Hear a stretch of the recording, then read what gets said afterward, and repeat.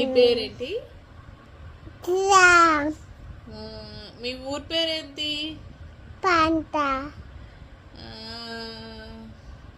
మీ school పేరేంటి?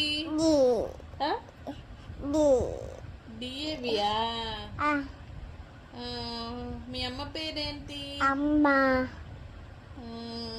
మీ నాన్న పేరేంటి? నాన్న. నువ్వు ఏ క్లాస్? ఏ క్లాస్? సెకండ్ క్లాసా? అమ్మో, నువ్వు తెలుగు మీడియమా ఇంగ్లీష్ మీడియమా? ఏ మీడియం? మీమియా? కొత్త మీడియమా?